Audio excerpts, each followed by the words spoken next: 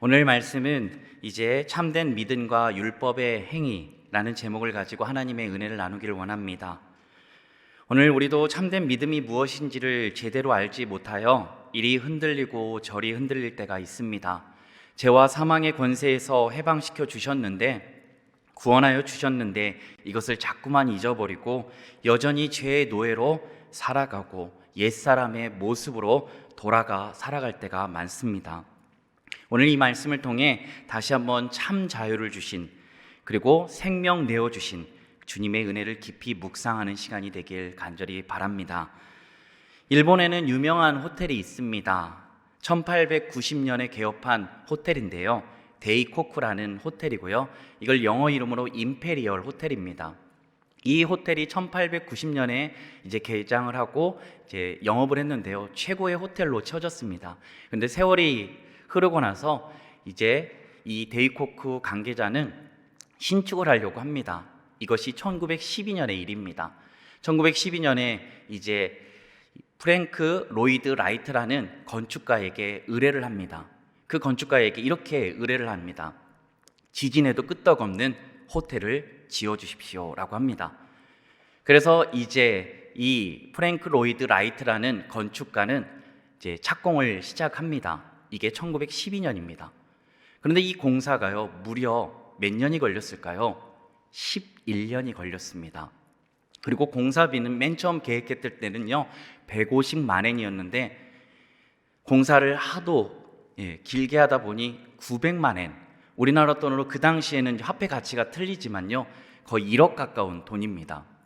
그 돈이 들었고, 그리고 이제 1923년에 완공이 됩니다.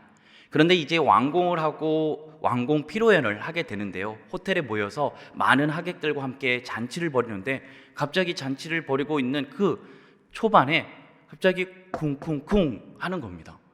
쿵, 쿵, 쿵 하더니 사람들이 걸어다니다가 갑자기 넘어지고 케이크가 무너지고, 알고 봤더니 그때 바로 역사상 가장 최악의 지진으로 기록된 관동 대진이 일어납니다. 리터 규모 8.7입니다. 엄청난 이 대지진 가운데 이 도쿄와 그 근방에 있는 도시들은 다 무너져 내립니다. 그 당시에는 이제 일본의 가옥들이 목조 가옥이었습니다. 그때 지진이 일어났을 때가 점심때였는데요, 점심때 이제 점심을 준비하기에 불을 지폈습니다. 그런데 지진으로 인하여 무려 11만 가구, 도쿄의 모든 가구들이 다 무너져 내리고 불을 피고 있었는데, 그 불로 말미암아 이제 모든 11만 가구가 불타기 시작합니다. 그때 당시를 회고했던 사람들은요, 그때 도쿄가 이 불로 인하여 무려 도쿄 시내 온도가 46도까지 올랐다고 합니다. 이로 말미암아 사상자가 14만 2천 명, 그리고 실종자만 3만 명에 이르게 됩니다. 그런데 이러한 정말 최악의 지진 가운데 유일하게 무너지지 않은 게 있었습니다. 그게 무엇일까요? 바로 임페리얼 호텔입니다. 이 임페리얼 호텔은요, 왜 그 엄청난 리터 규모 8.7의 이 지진 앞에서도 무너지지 않았을까요? 바로 기초 공사만 무려 2년이 걸렸다고 합니다. 프랭크 로이드 라이트 건축가는요, 이 기초공사가 건축에 가장 중요하고 또 중요한 거라고 이야기하며 계속해서 강조했고, 2년 동안 기초공사만 하다 보니까 당연히 공사기간은 11년으로 넘어가게 되었다는 것입니다. 사랑하는 성도 여러분, 오늘 우리도 그렇지 않습니까? 이 지진처럼 우리의 믿음을 흔들 때가 있습니다. 우리의 믿음을, 연약한 믿음을 흔들고, 또 그리고 어려움과 또 유혹들로 말미암아 우리의 믿음들을 흔들 때가 있습니다. 그런데 오늘 이 말씀을 통하여 우리의 믿음의 기초공사를 다지길 원합니다. 그래서 반석이 되신 예수 그리스도 안에 우리의 믿음이 세워지는 복된 은혜의 시간이 되길 간절히 바랍니다. 우리는 어떠한 존재입니까? 다들 아시죠? 우리는 죄인으로 하나님의 나라에 들어갈 수 없는 존재였습니다. 목사님, 우리가 왜 우리 모두는 죄인인가요? 최초의 사람인 아담이 하나님께서 창조한 피조물임에도 불구하고 마치 하나님처럼 될 수 있다라는 사단의 유혹에 넘어갔고 선악을 알게 하는 나무의 열매를 먹게 되고 그리고 죄가 세상에 들어오게 됩니다. 그래서 아담의 유전적 형질을 받고 태어난 우리들에게도 이 죄악이 있다라는 것입니다. 죄된 모습으로 끊임없이 우리 또한 하나님의 주되심을 거부하고 스스로가 하나님이 되어버릴 수 있다라고 마음대로 살던 자들이 바로 우리들이라는 것입니다. 이런 우리들에게 소망이라고는 눈 씻고 찾아볼 수 없습니다. 그런데 이런 우리들을 포기하지 않으시고 하나님은 접속사 그러나의 은혜를 주십니다. 그러나 우리를 사랑하셔서 내버려 두지 않으시고 죄로 말미암아 사망이 내정되어 있는 우리들을 위해 자기의 하나밖에 없는 아들 예수 그리스도를 이 땅에 보내주셔서 십자가에서 우리가 마땅히 받아야 될 형벌을 대신하여 그 십자가에 달려 돌아가셨습니다. 이것이 우리에게 미친, 온 인류에게 미친 큰 기쁨의 좋은 소식이었습니다. 죄로 인해 하나님의 나라에 쫓겨났는데 죄를 용서받고 하나님의 나라에 다시 들어갈 수 있는 길이 열린 것입니다. 그러나 모든 사람이 저절로 그 십자가의 은혜를 입는 것은 아닙니다. 그럼 어떻게 해야 될까요? 믿어야 하죠. 뭘 믿어야 할까요? 믿음의 대상이 필요합니다. 바로 예수 그리스도의 십자가의 복음을 믿을 때 죄사함을 얻고 하나님의 나라에 들어가는 복을 받게 됩니다. 목사님, 예수님을 믿으면 구원을 받는 거 맞죠? 네, 맞습니다. 그런데 뭔가 부족한 거 아닌가요? 뭔가 더 해야 되는 거 아닌가요? 라고 생각하시는 분들은 없으십니까? 이것을 제대로 알지 못해서 예수님을 영접하여 믿고 구원을 받았지만 매일매일 구원받았음을 의심하고 나는 구원받지 못한 것 같아 불안해하고 초조해하며 살고 있지는 않으십니까? 오늘 본문 말씀 17절 말씀을 함께 읽도록 하겠습니다. 만일 우리가 그리스도 안에서 의롭게 되려 하다가 죄인으로 드러나면 그리스도께서 죄를 짓게 하는 자냐? 결코 그럴 수 없느니라. 아멘. 그런데 구원받은 이후에도 여전히 그 뒤에 예수님을 믿고 구원받았는데 그 뒤에 우리는 퀘스천 마크를 붙이고 물음표를 붙입니다. 이게 우리들의 모습이라는 것입니다. 그러기에 참된 믿음을 아는 것은 대단히 중요합니다. 믿음은 구원의 시작이자 신자의 일상이기 때문입니다. 믿음으로 시작하고 믿음으로 살아가며 결국 믿음으로 완성되기 때문입니다. 자, 그렇다면 믿음이 무엇일까요? 첫째, 믿음은 하나님의 나라에 들어가는 유일한 길입니다. 오늘 본문 말씀 16절 말씀을 함께 다시 읽도록 하겠습니다. 사람이 의롭게 되는 것은 율법의 행위로 말미암이 아니요 오직 예수 그리스도를 믿음으로 말미암는 줄 알므로 우리도 그리스도 예수를 믿나니 이는 우리가 율법의 행위로서가 아니고 그리스도를 믿음으로써 의롭다함을 얻으려 함이라. 율법의 행위로서는 의롭다함을 얻을 육체가 없느니라. 아멘. 오늘 말씀에서는 우리가 율법의 행위로서가 아니고 그리스도를 믿음으로써 의롭게 된다라고 오늘 말씀하고 있습니다. 우리의 구원은 바로 예수 그리스도를 믿는 것이지 바로 율법의 행위로서는 결코 구원을 받을 만한 육체가 없다라는 것입니다. 이에 대해 로마서 3장 28절에서도 사람이 의롭다 하심을 얻는 것은 율법의 행위에 있지 않고 믿음으로 되는 줄 우리가 인정하노라. 아멘. 여기서 우리가 믿음과 관련하여 주목해 봐야 될 표현은 의롭다함을 얻는다입니다. 하나님께서 우리가 오직 믿음으로써 의롭다함을 얻는다는 사실에 대해 다른 것에 흔들리지 말고 분명히 알기를 원하십니다. 이 당시 갈라디아 교인들에게도요, 이 다른 그리스도인들이 들어오게 됩니다. 이미 사도 바울을 통하여 예수 그리스도를 통한 복음이 전해졌는데 이 복음만으로 충분한데 다른 복음을 이야기하는 것입니다. 곧 아브라함을 통하여 할례를 받아야지만 온전한 믿음의 사람이 된다라고 이야기합니다. 그래서 이 복음을, 참된 복음을 변질시켜 버립니다. 그런 가운데 기록된 게 바로 갈라디아 교회에 쓴 편지, 바로 이 갈라디아서입니다. 그래서 갈라디아서를 자유의 대헌장이라고도 말씀하는 것입니다. 사랑하는 성도 여러분, 오늘 우리가 의롭다함을 얻는다는 것이 무엇입니까? 의롭다는 것은 이러한 조건이 충족돼야 가능합니다. 한번 내가 이 조건에 충족되는지를 한번 살펴보시기 바랍니다.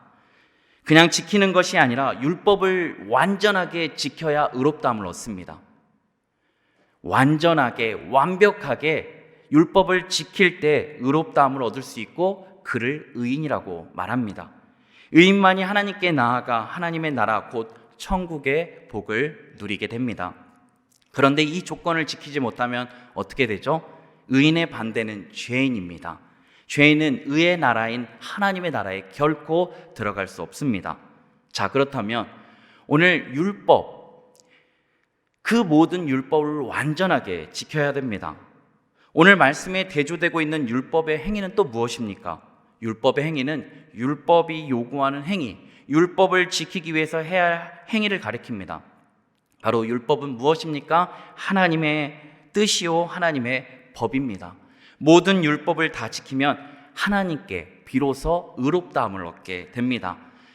우리는 십계명을 잘 아시죠? 그런데 이 율법을 세분화하게 되면 율법은 총 613가지라고 합니다. 그래서 부정계명인 365개, 그리고 긍정계명인 248개 더해서 613가지입니다. 자, 그런데 여기에 조건이 있습니다. 613개 중에 612개를 지켰어요. 그런데 613번째 율법을 지키지 못하면 의롭게 여김을 받습니까? 하나만 지키지 못해도 죄인이 되는 겁니다. 그래서 어떤 분이 613가지를 나열해 놓고 정리해 놓은 분이 있더라고요. 그래서 제가 초반에 보다가 덮었습니다. 포기했습니다. 너무 많아서요. 그래서 이러한 우리의 연약함을 아시고 하나님께서 그렇게 예수 그리스도를 믿는 믿음으로서만 의롭게 여김을 받게 하여 주신 것입니다. 그래서 로마서 3장 10절은 이렇게 얘기합니다. 기록된 바 의인은 없나니 하나도 없도다. 23절은요. 모든 사람이 죄를 범하였음에 하나님의 영광에 이르지 못하였나니 라고 말씀합니다. 성경은 제대로 우리들의 상태를, 우리의 처지를 잘 묘사하고 있습니다. 어느 한 사람도 예외 없이 죄인이라고 하는 것입니다. 태어날 때부터 죄의 부패함을 가지고 태어납니다. 그리고 하나님의 뜻대로 살 수 없는 존재들이었습니다. 의롭다함을 얻기 위해서는요, 율법의 모든 이 조항을 항상 지켜야 하는데 그것을 지켜낼 수가 없습니다. 율법의 행위로는 의롭다함을 어느 누구도 받을 수 없다라는 것입니다. 그래서 로마서 3장 20절은 이렇게 말씀합니다. 그러므로 율법의 행위로 그의 앞에 의롭다 하심을 얻을 육체가 없나니 율법으로는 죄를 깨달음이니라. 아멘.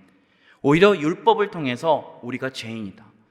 우리가 죄인이고 우리에게는 정말 소망이 없고 절망이 놓여 있고 이 절망 다음으로는 사망이 내정되어 있다라고 이제 성경은 말씀하고 있습니다. 그럼 영영 우리에게는 소망이 없을까요? 율법의 613가지를 쳐다만 보다가 우리는 심판을 받아야 할까요? 그래서 하나님 아버지께서는요, 에베소서 1장 4절에 이렇게 말씀합니다. 곧 창세전에 그리스도 안에서 우리를 택하사 우리로 사랑 안에서 그 앞에서 거룩하고 흠이 없게 하시려고. 아멘. 이미 창세전에 그리스도 안에서 우리를 택정하여 주셨다는 겁니다. 우리를 자녀 삼아 주시기 위하여, 우리를 구원하여 주시기 위하여 이미 그리스도를 준비하여 주셨다는 것입니다. 이때 우리가 찬양이 나와야 되는 겁니다. 은혜 아니면 살아갈 수, 은혜 아니면 살아갈 수가 없네. 바로 은혜 아니면 살아갈 수 없는 찬양이 우리의 입술 가운데 나와지게 되는 것입니다. 사랑하는 성도 여러분, 우리 하나님은 우리가 죄인일지라도 우리 구주 예수 그리스도를 믿을 때 의롭다 얻음을 계속해서 말씀하고 계십니다. 계속해서 우리에게 예수 그리스도를 믿음으로 말미암아 오직 그것만이 의롭다함을 얻는다라고 말씀하고 있는 것입니다. 그렇다면 예수 그리스도를 믿는다는 것을 무엇을 믿는다는 것입니까? 로마서 3장 25절은 이렇게 쉽게 설명해 줍니다. 이 예수를 하나님이 그의 피로써 믿음으로 말미암는 화목제물로 세우셨으니 이는 하나님께서 길이 참으시는 중에 전에 지은 죄를 관가하심으로 자기의 의로우심을 나타내려 하심이니. 아멘. 하나님께서는요, 예수님을 우리를 대신하여 죄의 형벌을 받는 화목제물로 내어주셨습니다. 이제 누구든지 예수님의 피, 곧 화목제물로 죽으신 그 분을 믿음으로써 모든 죄를 용서받고 의롭다함을 얻을 수 있게 되었다는 것입니다. 그러므로 우리는 예수님을 믿어야 합니다. 믿어도 제대로 알고 제대로 믿어야 하겠습니다. 중고등부 사역을 돌아보면 자녀들의 학업을 위해서 신앙교육을 뒤로 미루고, 그리고 자식이 공부하느라 고생하니까 애쓰니까 그냥 신앙교육을 건너뛰어 버립니다. 자녀의 눈치를 보느라 신앙교육을 못한 부모님들을 많이 봐왔습니다. 그리고 이제 대학에 합격하고 안정이 되니까 이제 교회 나오라고 했는데 거의 나오지 못하는 경우가 참 많습니다. 사랑하는 성도 여러분, 무엇이 시급한 문제입니까? 무엇이 시급한 일입니까? 자녀들에게 예수님을 전하고 예수님을 제대로 믿게 하는 거, 그것이 가장 시급한 일입니다. 왜요? 예수님께서는 혹낮에 혹밤에 언제 오실지 모르십니다. 예수님께서 우리를 죄를 대신하시고 십자가에 그의 쟁벌을 받으셨다는 것을 우리가 전하고 믿게 해야 됩니다. 구약 성경은 오실 예수 그리스도에 대한 모형들로 그득합니다. 그리고 이제 온 인류의 죄를 담당하시기 위해 오실 예수 그리스도를 끊임없이 말씀합니다. 그리고 구약에 약속하신 대로 예수님은 이 땅에 오시고 우리를 위하여 구원자로 하나님의 나라를 이 땅에 회복시켜 다스리는 주로 오셨다는 것입니다. 우리가 그것을 믿어야 합니다.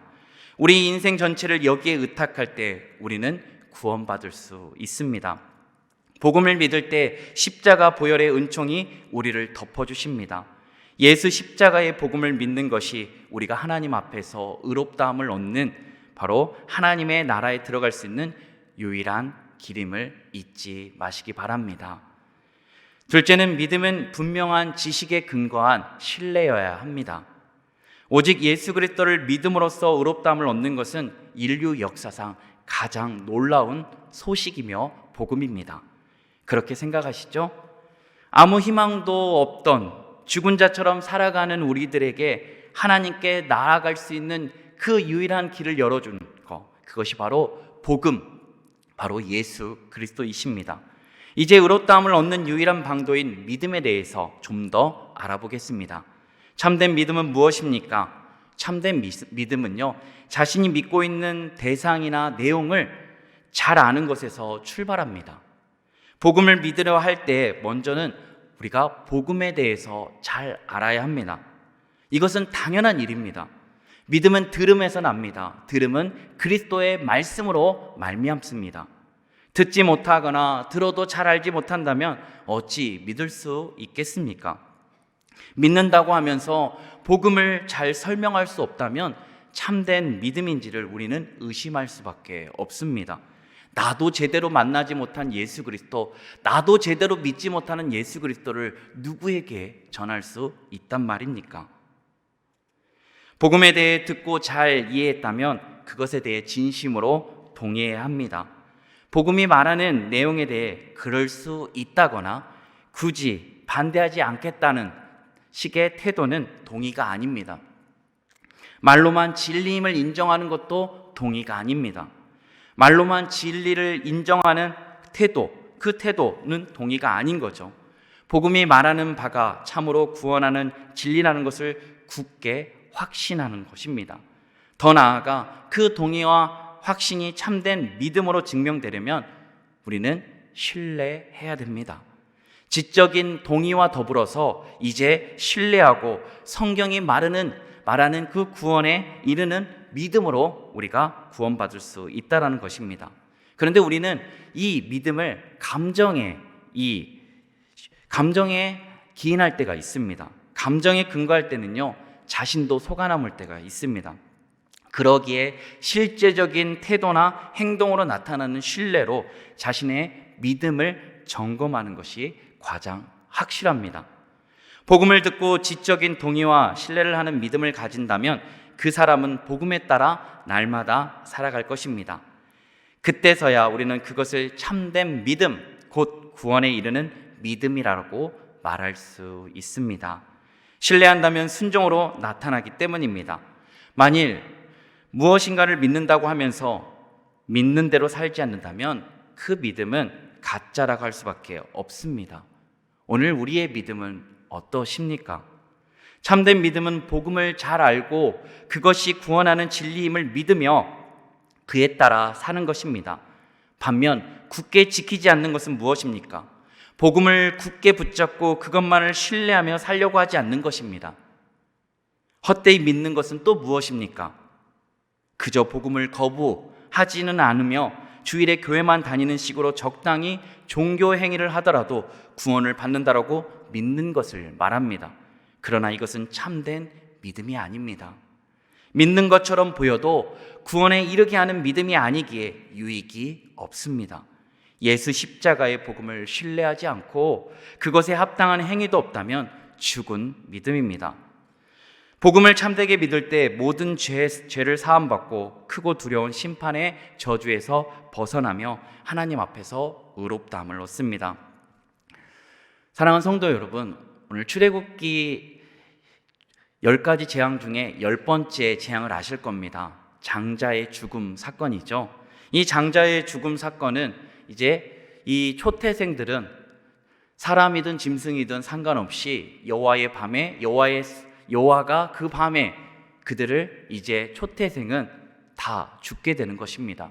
그런데 하나님께서는 모세를 통하여 그 장자의 죽음 사건을 피할 수 있는 길을 예비해 주셨습니다. 그게 무엇입니까?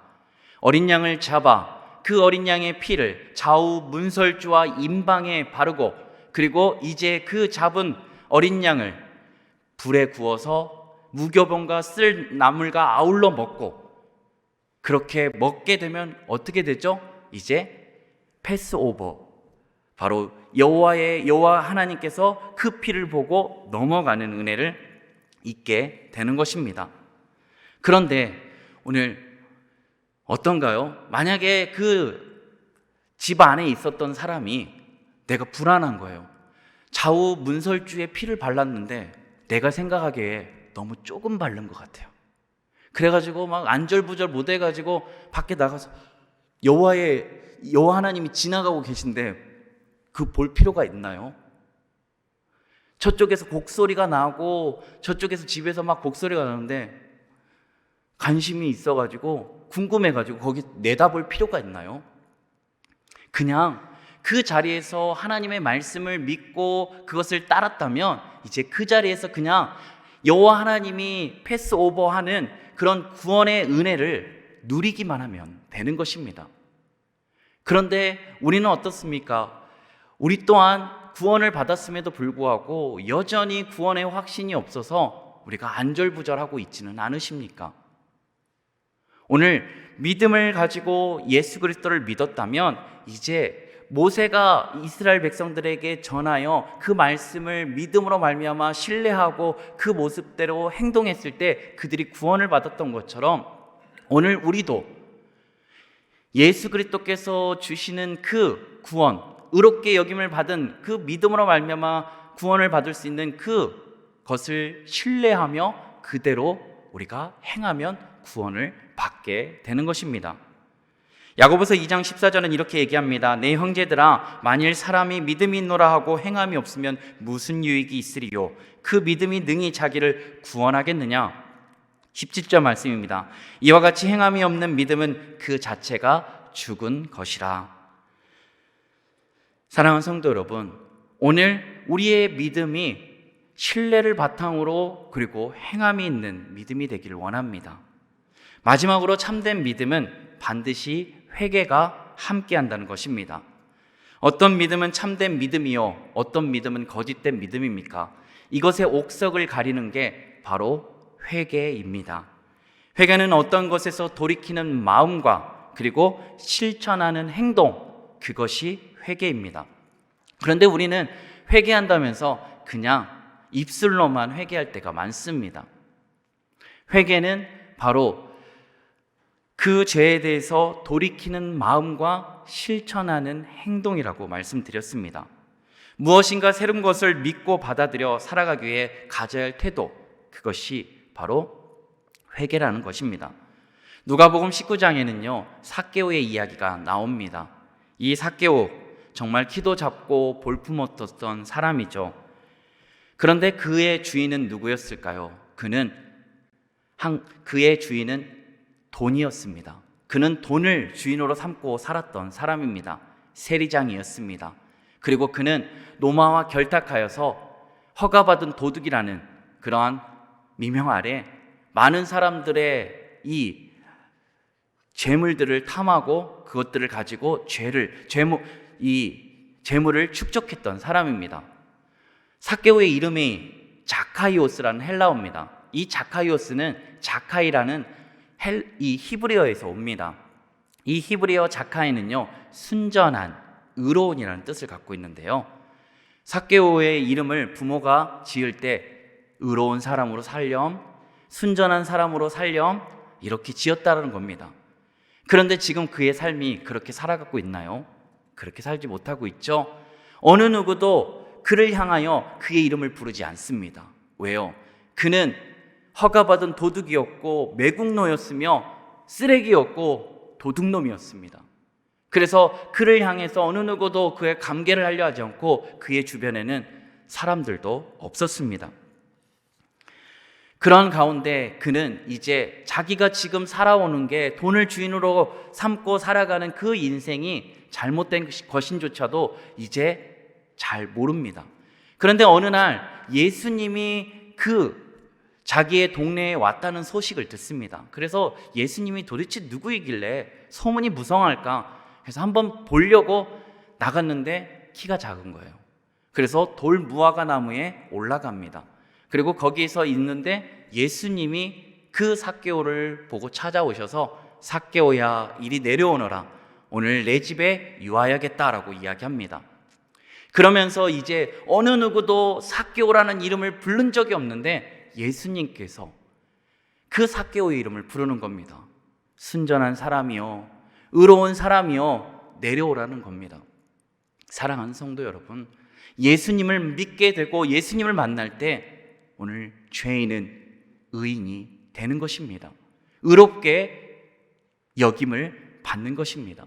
그리고 어떻게 했습니까? 예수님을 만나고 삭개오에 이제 그저 그 죄에 대해서 슬퍼만 하고 뉘우치는 것이 아니라 실천하고 행동이 나타납니다.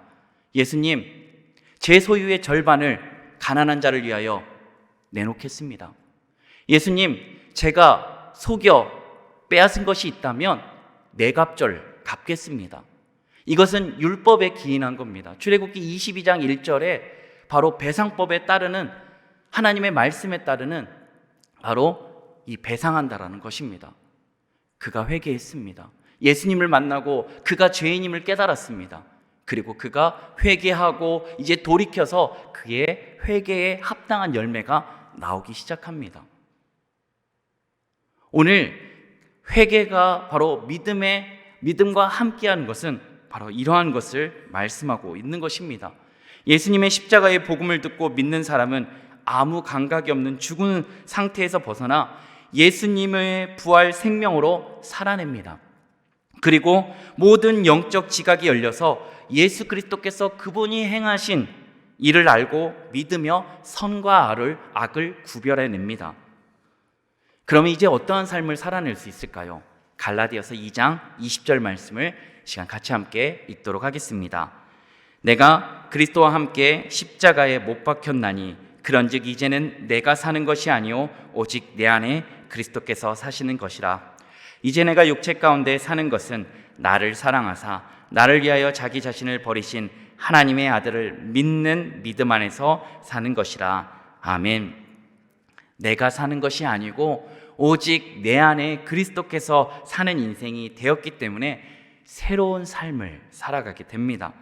예수님을 영접하고 자신이 살았던 이전의 삶이 하나님 앞에서 얼마나 끔찍했는지, 얼마나 정말로 말로 할 수 없는 그러한 죄인이었는지를 깨닫고, 그가 아무리 착하게 살려 하고 그리고 전생애가 하나님 앞에 그렇게 착하게 살려 했지만 그의 전생에는 대적하는, 하나님을 대적하는 삶이었다라고 말할 수밖에 없고 고백할 수밖에 없다라는 것입니다.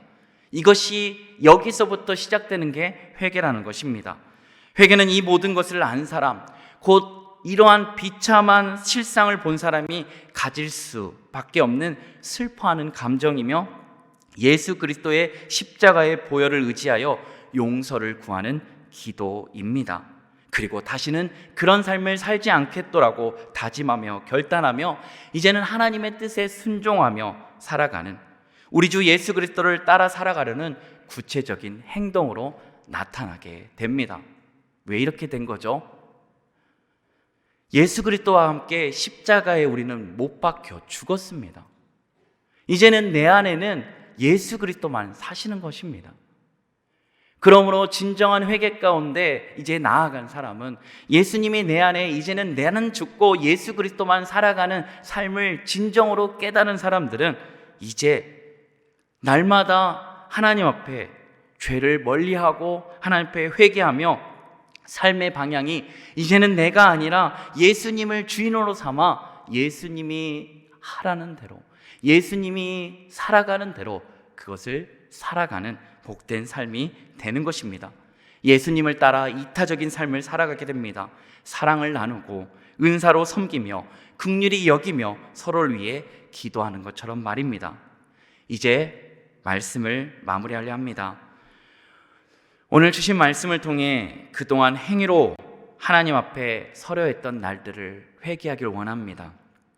마음의 동기를 보시는 하나님 앞에 오늘 나의 삶의 태도가 믿음으로 순종해 나타나는 행위를 가진 참된 믿음을 가진 자의 태도인지, 아니면 참된 믿음이 아닌 율법의 행위로 자신의 의로움으로 하나님 앞에 서려는 태도로 살고 있는지를 다시 한번 돌아보고 참된 믿음으로 우리 안에 그리스도께서 사시는 삶을 살아내고 모든 우리 신앙교회 성도님들이 참된 믿음을 가지고 어떠한 상황에도 흔들리지 않고 올바른 믿음, 참된 믿음, 굳건한 믿음을 가지고 순종함으로 사랑하며 그리스도의 장성한 분량에 이르기까지 이제 자라남을 통하여 모두가 함께 더불어서 예수 그리스도로 살아가는 인생을 통해 이제 신한교회가 다시 한번 새롭게 변화되어지고 교회적 존재로 나만이 아닌 모두가 함께 더불어 하나됨을 지켜 행하며 교회적 존재로 살아가는 복된 삶이 되길 예수님 안에 간절히 소망합니다. 기도하겠습니다.